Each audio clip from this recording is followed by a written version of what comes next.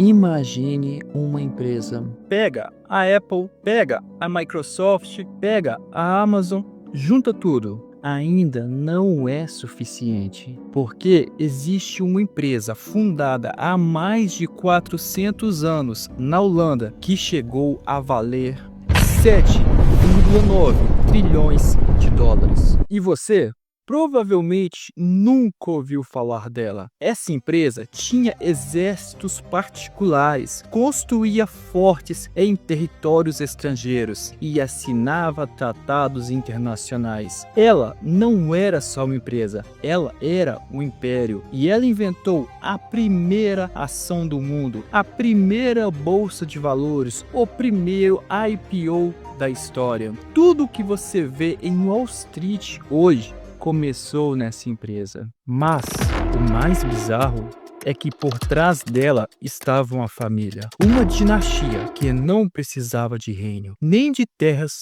ou tesouros, mas tinha algo muito mais poderoso: capital. E nos próximos minutos você vai descobrir como esta família, que ainda governa a Holanda hoje, criou o capitalismo como você conhece. E como eles ainda controlam bilhões através de empresas que você usa todo dia. Essa é a história da VOC.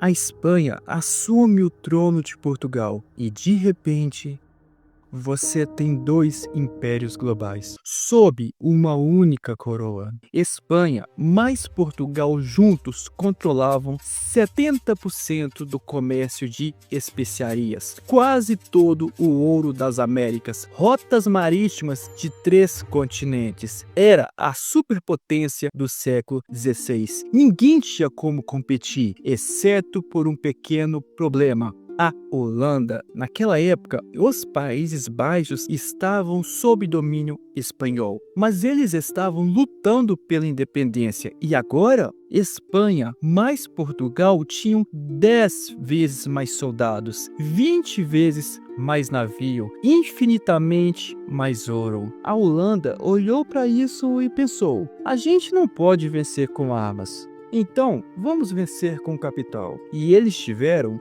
uma ideia genial. Em vez de um rei financiar a guerra, eles fariam o povo inteiro financiar, mas não através de impostos, através de ações. Em 1602, 7 empresas comerciais holandesas se fundiram em uma, a VOC, ou como chamamos hoje, a Companhia Holandesa das Índias Orientais. Mas olha a diferença. Uma empresa normal compra e vende. A VOC tinha navios de guerra, podia contratar exércitos privados, podia declarar guerra, podia assinar tratados, podia conquistar territórios. Eles criaram uma empresa com poderes de país. E a parte mais bizarra, qualquer cidadão holandês poderia comprar um pedaço dessa máquina de guerra. Pela primeira vez na história, o imperialismo virou um investimento e funcionou. Em 20 anos, a VOC controlava rotas da Ásia, tinha fortes em 4 continentes, empregava 50 mil pessoas. A Holanda não venceu a Espanha com canhões, venceu com ações. Mas por trás disso tudo tinha uma família, e eles tinham um plano muito maior. Enquanto a VOC conquistava o mundo, uma família observava de longe a Casa de Orange, a família mais poderosa da política holandesa na época, mesmo sem ter um reino. E a Casa de Orange tinha um problema. Olha ao redor da Europa naquela época: a França, rei; a Inglaterra, rei; a Espanha, rei; a Holanda não tinha rei. Era uma república comandada por mercadores. E a Casa de Orange não tinha reino, não tinha terras para governar, não tinha minas de ouro, não tinha direito divino. Eles só tinham um título vazio. basicamente um administrador, nada de poder real. E eles estavam sendo esmagados de todos os lados. De um lado, a Espanha queria exterminá-los. Do outro, os mercadores de Amsterdã queriam mais controle. A Casa de Orange enfrentou uma escolha. Porta 1, desaparecer. Porta 2, reinventar. Eles escolheram a segunda, mas para isso precisavam abandonar tudo que nobres faziam há séculos. Não podia depender de terras, de servos, ouro herdado, sangue real. Então, eles apostaram em algo novo: capital. A Casa de Orange não comandava a VOC, mas eles financiavam, colocavam dinheiro nela como ninguém. Eles compraram ações, muito dinheiro em ações. E aqui está o pulo do gato: poder antigo, rei, terras, servos, impostos, poder, poder novo, capital, ações, empresa, dividendos, poder. Eles inventaram uma forma de poder que não precisava de coroa. E funcionou. Décadas depois, William IV e William V, descendentes da Casa de Orange, se tornaram presidentes da VOC e da Companhia das Índias Orientais. Eles não tinham coroa, mas controlavam as duas empresas mais poderosas do mundo. Leste, VOC, Ásia, África, Índia. Oeste, WIC, Américas, Caribe, e os dividendos faziam deles os homens mais ricos da Europa. Esse foi o momento em que o poder mudou para sempre, de feudalismo para capitalismo. A Casa de Orange não conquistou territórios, eles conquistaram mercados. E para fazer isso, eles tiveram que inventar ferramentas que nunca existiram, ferramentas que você usa todo dia. Março de 1602, uma multidão se reúne em Amsterdã. Eles estavam ali para testemunhar algo que o mundo nunca tinha visto. Pela primeira vez na história, uma empresa estava vendendo pedaços de si mesma para qualquer pessoa que quiser comprar. Essa foi a primeira ação da história. Olha como funcionava. Você, cidadão comum, dava seu dinheiro para a VOC. Em troca, recebia um certificado. Esse papel provava que você era dono de uma parte da empresa. E quando a VOC lucrava, você recebia sua parte do lucro. Dividendos. Simples, né? Mas ninguém tinha feito isso antes e o impacto foi instantâneo. Em semanas, milhares de holandeses compravam ações. Capital que nenhum rei poderia levantar fluiu para a VOC. Mas tinha um problema. E se você comprasse uma ação e depois quisesse seu dinheiro de volta? A VOC não ia devolver. O investimento era permanente. Você não podia pedir o dinheiro de volta para a VOC. Então, os holandeses tiveram outra ideia genial. E se você pudesse vender sua ação para outra pessoa? Nasceu a Bolsa de Valores de Amsterdã, o primeiro mercado secundário da história. Pela primeira vez, o preço de uma ação podia subir ou cair baseado no que as pessoas achavam que ela valia.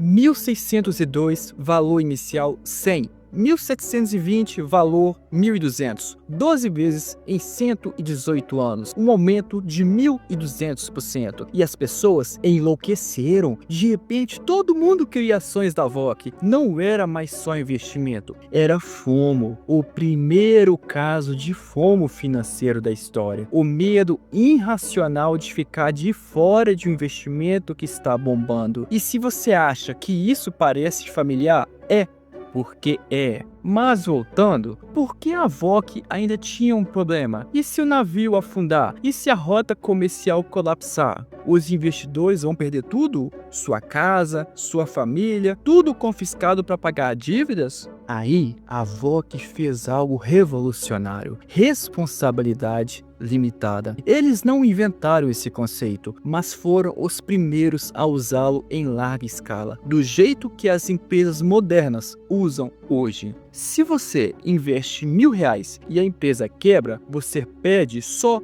os R$ 1.000 que investiu, sua casa, sua família, seus outros bens protegidos. E, de repente, as pessoas ficaram muito mais confiantes para investir. E juntos, esses 3 pilares. Primeiro, ações, propriedades compartilhadas. Segundo, bolsa de valores, mercado secundário. Terceiro, responsabilidade limitada, proteção do investidor. São usadas por todas as empresas do mundo até hoje. Apple, Google, Amazon, Tesla, todas funcionando com o modelo que a VOC inventou em 602. Mas essas invenções foram só o começo, porque a VOC não era uma empresa comum, era um império. E como todo império, foi construído com sangue.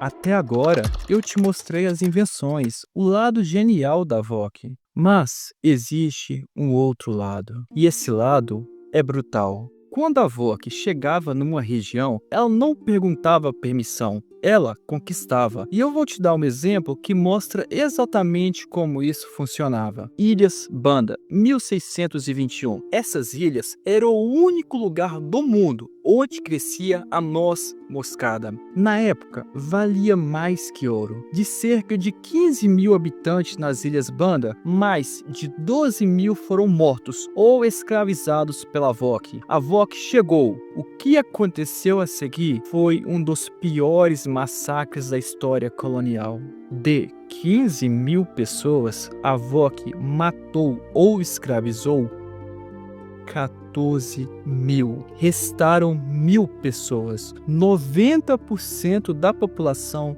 evaporou. E a VOC substituiu a população local por colonos holandeses. E isso não foi um caso isolado. Massacre de Amboina, 1623. Executaram comerciantes ingleses e japoneses acusados de conspiração. Massacre de Batávia, 1740. Milhares de civis chineses mortos na cidade que hoje é Jacarta. Batávia, aliás, é o nome que a VOC deu para Jacarta. Eles literalmente apagaram o nome original e colocaram o nome antigo da Holanda. Essa cidade foi o centro de comando da VOC por 300 anos, mas os massacres eram só uma parte do sistema. A VOC usava trabalho forçado em massa. Olha como funcionava. A VOC chegava numa região produtora de especiarias, forçava a população local a plantar só o que a VOC queria, controlava todo o preço e a venda. Se alguém tentasse vender para outra pessoa, era punido com violência. Isso